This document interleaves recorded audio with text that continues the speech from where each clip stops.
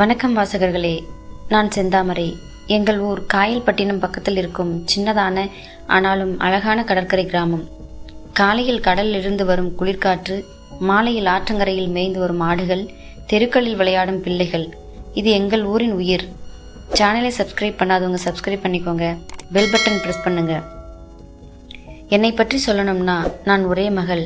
அம்மா அப்பா நான் 3 பேர்தான். நான் எப்பவும் படிப்பில் நன்றாக இருந்தாலும் மனசுக்கு பிடிச்ச விஷயம் வர்ணம் பூசுவது, கடற்கரையில் தனியாக அமர்ந்து கதைகள் எழுதுவதுதான். என் உயிர் தோழி கவிதா. அவளை நான் கல்லூரியில் சந்தித்தேன். அவள் குணம் எப்போதும் புன்னகையோடு பேசுவது, யாரையும் பிரிய வைக்காதது. அவள் இல்லாத கல்லூரி நாள் வெறுமையாக இருக்கும். ஒரு நாள் அவள் சொன்னாள், செந்தாமரை, நீ எங்கள் ஊருக்கு வரணும். என் அப்பா அம்மா உன்னை பார்க்க ஆசைப்படுறாங்க என்றாள். அடுத்த வாரம் அவள் ஊருக்கு போனேன். பஸ் ஜன்னலில் இருந்து பார்த்தது முதல் என் மனசு அமைதியாகிவிட்டது. பசுமை நிறைந்த வயல்கள், ஆற்றங்கரையில் விளையாடும் குழந்தைகள், அது ஒரு ஓவியம் போல் இருந்தது. கவிதாவின் வீடு பெரிய தோட்டத்துக்குள் இருந்தது. வாசலில் இருந்து நடந்து வரும்போது உயரம், முகத்தில் அமைதி, கண்ணில் மென்மை கொண்ட ஒருவரை பார்த்தேன். அவர்தான் கவிதாவின் அப்பா, சண்முகம் மாமா. கவிதாவின் அப்பாவை நான் மாமா என்றுதான் கூப்பிடுவேன். அவர் சிரித்தபடியே, பயணம் சுகமா, எங்கள் ஊர் பிடிச்சிருக்கா என்று கேட்டார். அந்த குரலும் பார்வையும் மனசுக்கு ஒரு பாதுகாப்பு மாதிரி இருந்தது. மாலை நேரம் கவிதா சமையல் அறையில் பிஸியாக இருந்தாள். நான் மாடித்தளத்தில் காற்றை ரசித்து கொண்டிருந்தேன். மாமா பக்கத்தில் வந்து நின்றார். இந்த ஊர்ல காற்று மனசை தெளிவாக்கும், நகரம் மாதிரி சத்தம் இங்கே கிடையாது என்றார். நான் புன்னகை செய்தேன். எப்படி ஆரம்பித்தேன் என தெரியாமல் என் வாழ்க்கை, என் கனவுகள், என் சின்ன சின்ன பயங்கள் எல்லாம் அவரிடம் சொல்ல ஆரம்பித்தேன். மாமா கவனமாக கேட்டுக்கொண்டிருந்தார். நடுவில் மெதுவாக, சில நேரங்களில் நம்ம கதை யாராவது கேட்கணும் தோணும். அப்படி தோணுச்சுன்னா நான் இருக்கேன் என்றார். அந்த வார்த்தை என் மனசுக்குள் ஒரு சொல்லாத பாசத்தை விதைத்தது. அடுத்த சில நாட்களில் எங்களிடையே பேசும் நேரம் அதிகமாயிற்று. அது காதலா, பாசமா, இல்லை நட்பா என விளக்கமில்லை. ஆனாலும் அந்த உணர்வு ஒரு இனிய ரகசியமாய் என் மனதில் பதிந்து விட்டது. அடுத்த நாள் காலை வீட்டுக்குள் ஒரு சத்தம். கவிதா அம்மா பக்கத்து வீட்டு மனிதரோடு பேசி கொண்டிருந்தார். கவிதா இன்னும் தூங்கி கொண்டிருந்தாள். நான் மட்டும் சீக்கிரமே எழுந்து தோட்டத்தில் நடந்தேன். மாமா அங்கேயே இருந்தார். தன் கையில் ஒரு குடுவையோடு செடிகளுக்கு தண்ணீர் ஊற்றி கொண்டிருந்தார். என்னை பார்த்ததும், காலை வணக்கம் செந்தாமரை, இவ்வளவு சீக்கிரமா எழுந்துட்டியா என்றார். நான் சிரிச்சுக்கிட்டு, எங்க ஊர்ல காலை காற்றை விட நல்லது எதுவும் இல்லை, அதனால சீக்கிரம் எழுந்துட்டேன் என்றேன். அவர், அப்படியா, சரி வா, பின்புறம் இன்னும் ஒரு தோட்டம் இருக்கு, எல்லோருக்கும் காட்டுறதில்ல, உனக்கு காட்டுறேன் என்றார். நான் ஆச்சரியத்தோடு அவரோடு பின்தொடர்ந்தேன். பின்புறம் ஒரு பெரிய மாம்பழ மரம், பக்கத்தில் மலர்ந்து நிற்கும் செம்பருத்தி, மல்லிகை, காற்றில் கலந்த மனம். இது என் அப்பா இருந்த போதிலிருந்து இருக்கும் தோட்டம். இங்க நான் தனியா வந்து அமருவேன் என்று மாமா சொன்னார். நான் மெதுவாக கேட்டேன், மாமா, உங்களுக்கு நகர வாழ்க்கை பிடிக்காதா என்றேன். அவர் சிரித்தார். நகர கூட்டம், சத்தம், ஆனா இங்க ஒவ்வொரு காற்றும், ஒவ்வொரு இலைகளும் நம்மிடம் பேசுற மாதிரி இருக்கும், அதுதான் எனக்கு பிடிக்கும் என்றார். அந்த பதில் கேட்டபோது அவர் மனசு எவ்வளவு அமைதியை விரும்புகிறவர் என்று எனக்கு புரிந்தது. நேரம் கடந்து எங்களிடம் பேச்சுக்கள் அதிகமாகின. அது எந்த ஒரு சிக்கலான விஷயமோ இல்லை, ஆனா அந்த பேச்சுக்களில் ஒரு சொல்லாத பாசம், புரிந்து கொள்ளும் பார்வை இருந்தது. அந்த நாள் மாலை நாங்கள் இருவரும் மாடியில் அமர்ந்திருந்தோம். சூரியன் மறையும் காட்சி, தூரத்தில் பறக்கும் பறவைகள். மாமா அமைதியாக, செந்தாமரை, வாழ்க்கையில சிலரே நமக்கு எதுவும் சொல்லாம ஒரு ஆறுதலை தருவாங்க, நீ அப்படிப்பட்டவளா இருக்க என்றார். அந்த வார்த்தை என் உள்ளுக்குள் ஒரு மெதுவான அலைப்போல் பரவியது. என் மனசு சொல்லிக் கொண்டிருந்தது, இந்த பாசம் எங்கே போய் முடியும் என தெரியல, ஆனா இப்போ இது போதும் என்று. அந்த நாள் காலை கவிதா தன் அம்மாவுடன் சந்தைக்கு போய்விட்டாள். வீட்டில் நானும் மாமா மட்டும். வீடு முழுக்க அமைதி. நான் மாடித்தளத்தில் இருந்தேன். தூரத்தில் வயல்களில் வேலை செய்யும் மனிதர்கள், பறக்கும் பறவைகள், அந்த காட்சியை ரசித்து கொண்டிருந்தேன். மாமா மெதுவாக மேலே வந்தார். தனியா அமர்ந்திருக்க, என்ன சிந்தனை என்று கேட்டார். நான் சிரித்துக்கொண்டு, எதுவும் இல்லை மாமா, இங்கே வந்து அமைதியா இருக்கிறது நல்லா இருக்கு என்றேன். மாமா அருகில் அமர்ந்து, நகரத்தில் இப்படி அமைதி கிடையாது, ஆனா உன் கண்களில் எப்போதும் ஒரு சின்ன சோகம் இருக்கிற மாதிரி தோணுது, ஏன் என்றார்.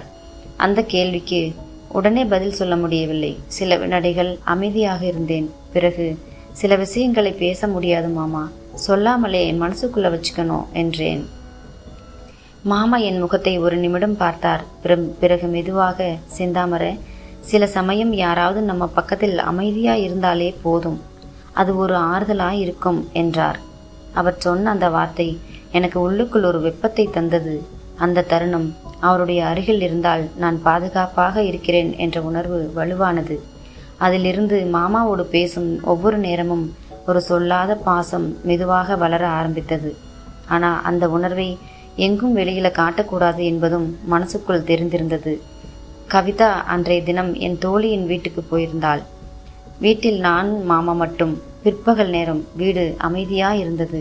நான் ஹாலில் பழைய புகைப்பட ஆல்பத்தை பார்த்து கொண்டிருந்தேன். அதிலே மாமா இளமையில் எடுத்த புகைப்படங்களும் இருந்தது. அந்த காலம் என்ன ஒரு சுறுசுறுப்பு என்று சிரித்து கொண்டே மாமா அருகில் அமர்ந்தார். அவர் படங்களை புரட்டி காட்டி கொண்டிருந்தார். சில நேரம் என் தோளுக்கு அருகே நின்று பார்த்தார். அந்த நெருக்கத்தில் ஒரு அமைதியான பாசம் இருந்தது. இதனால் என் மனசு திடீரென வேகமாக துடிக்க ஆரம்பித்தது. செந்தாமரை, இப்போ உன்னோட கண்களில் நான் ஒரு விஷயம் பார்க்கிறேன். அது என்னன்னு சொல்லவா என்று அவர் மெதுவாக சொன்னார். நான் சிரித்து கொண்டு பார்வையை தவிர்த்தேன். ஆனால் அவர் சற்றே அருகே வந்தார். எங்களிடையே இருந்த இடைவெளி குறைந்து கொண்டே போனது. ஒரு நிமிடம் எதுவும் பேசவில்லை. அவரின் கண்கள் என் கண்களில் பதிந்திருந்தன. அந்த பார்வை பாசத்தையும் ஒரு சொல்லாத இனிய உணர்வையும் கொண்டது. என் கையும் அவரின் கையும் தவறுதலாக தொட்டது.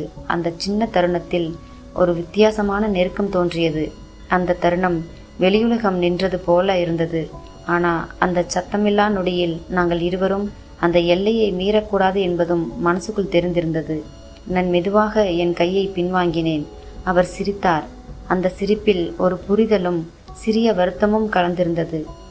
அந்த நாள் நடந்த அந்த சின்ன நொடி என் மனசுக்குள் பல மணி நேரம் ஒலித்து கொண்டே இருந்தது. மாமாவின் பார்வை, கையின் வெப்பம் எல்லாம் மறக்க முடியாத ஒரு நினைவு மாதிரி இருந்தது. அடுத்த நாள் காலை நான் தோட்டத்தில் மலர்களுக்கு நீரூற்றி கொண்டிருந்தேன். மாமா தூரத்தில் இருந்து பார்த்து கொண்டிருந்தார். செந்தாமரை, உன்னோட மனசு இப்போ ரொம்ப சுமையா இருக்கும் போல, ஏதாவது முடிவெடுத்தாயா என்று கேட்டார். நான் ஒரு நிமிடம் யோசித்தேன். மாமா, நம்மிடையே ஒரு சொல்லாத பாசம் இருக்கு. ஆனா அது வெளியில வரக்கூடாது. நான் இங்க வர்றது உங்க அன்புக்காகவும் கவிதாவுக்காகவும். அந்த வரம்பை நாம் பாதுகாக்கணும் என்றேன். மாமா மெதுவாக சிரித்தார். நான் உன்னை மதிக்கிறேன். உன் மனசு எவ்வளவு வலிமையானது எனக்கு தெரியும். ஆனா அந்த நொடியை நான் வாழ்நாள் முழுக்க மறக்க மாட்டேன் என்றார். அந்த நேரம் வீட்டுக்குள்ளிருந்து கவிதாவின் சத்தம் வந்தது. அவள் விரைவில் திரும்பி வந்துவிட்டாள். நான் மாமா இருவரும் ஒருவரை ஒருவர் பார்த்தோம். அந்த பார்வையில் இருந்தது பாசமும் வருத்தமும் மற்றும் ஒரு சொல்லாத ஒப்புதலும். கவிதா என் அருகில் வந்தாள். நான் அவளிடம் சிரித்தேன். ஆனால் மனசுக்குள் மாமாவோடு பகிர்ந்த அந்த சொல்லாத கதையை யாரும் அறிய மாட்டார்கள் என்பதில் எனக்கு உறுதி இருந்தது. அந்த மாலை கவிதா வீட்டுக்கு போயிருந்தாள். நான் ஹாலில் புத்தகம் பார்த்து கொண்டிருந்தேன். மாமா சமையல் அறையில் இருந்தார். சிறிது நேரம் கழித்து கையில் 2 காப்பி கப்புகளுடன் வந்தார். இது உனக்காக என்று ஒன்றை எனக்கு கொடுத்தார். நாங்கள் இருவரும் ஹாலில் அமர்ந்தோம். சிறிய காற்று ஜன்னல் வழியே வந்து என் தலைமுடியை அசைத்தது. மாமா சிரித்தபடி என் நெற்றியில் விழுந்த முடியை தள்ளினார். அந்த செயலில் ஒரு பரிவு இருந்தது. அந்த பரிவு என் இதயம் வேகமாக துடிக்க வைத்தது. செந்தாமரை, உன் அருகில் இருக்கும்போது நேரம் வேகமா போயிடுறது என்று அவர் மெதுவாக சொன்னார். நான் சிரிக்க நினைத்தேன். ஆனால் வார்த்தைகள் வரவில்லை. எங்கள் கைகள் மெதுவாக அருகே வந்தது. அவர் விரல்கள் என் விரல்களை மெதுவாக சந்தித்தது. அந்த நெருக்கம் சொல்ல முடியாத ஒரு உணர்ச்சி. நாங்கள் இருவரும் ஒன்றும் பேசவில்லை. ஆனால் பார்வைகள் மட்டும் பேசிக் கொண்டிருந்தது. அந்த நிமிடம் அந்த உலகத்தில் நாங்கள் இருவர் மட்டுமே இருப்பது மாதிரி உணர்ந்தோம். அதே நேரம் வெளியிலிருந்து கவிதாவின் சத்தம் வந்தது. நாங்கள் உடனே கைகளை பின்வாங்கினோம். ஆனால் அந்த நொடி மனசுக்குள் ஆழமாக பதிந்துவிட்டது. அந்த இரவு மாமாவின் அருகே அமர்ந்திருந்தேன். அவர் விரல்கள் என் முடியை மெதுவாக சீர் செய்தார். என் மனதில் ஒரு புதுசான அதிர்ச்சி பரவியது. நான் கண்களை மூடிக்கொண்டேன், அந்த தொடுதலை இழக்க விரும்பாமல். செந்தாமரை, இந்த நொடி நின்று போயிட்டால் எவ்வளவு நன்றாக இருக்கும் தெரியுமா என்று அவர் மெதுவாக சொன்னார். அந்த குரலில் ஒரு பாசமும் ஒரு அடக்கப்பட்ட ஆசையும் இருந்தது. நான் அவரை பார்த்தேன். அவர் கண்கள் என்னை ஆழமாக பார்த்தது. அதில் சொல்லாத பல உணர்வுகள் இருந்தது. என் கையும் அவரின் கையும் நெருக்கமாக பின்னி கொண்டது. அந்த வெப்பம் என் இதயத்தை உருக்கி கொண்டது. நான் வார்த்தை இல்லாமல் இருந்தேன். ஆனாலும் என் பார்வை இன்று ஆனந்த மலையில் நனைவோம் என்று சொன்னது. அந்த நொடியே எங்களிடையே ஒரு மெல்லிய வரம்பு இருந்தது. ஆனால் அந்த வரம்பை நாங்கள் இருவரும் மதித்தோம். ஆனால் அந்த நொடியை அவர் நீட்டித்தார். தாண்டாமல் ஆனாலும் தாண்டும் முன்பே இருக்கும் அந்த அதிர்வை அனுபவிக்க செய்தார். வெளியில் மழை ஆரம்பித்தது. அந்த மழையின் வாசமும் அவர் அருகில் இருக்கும் வெப்பமும் அந்த இரவை மறக்க முடியாததாக்கிவிட்டது. கதை முடிந்தது.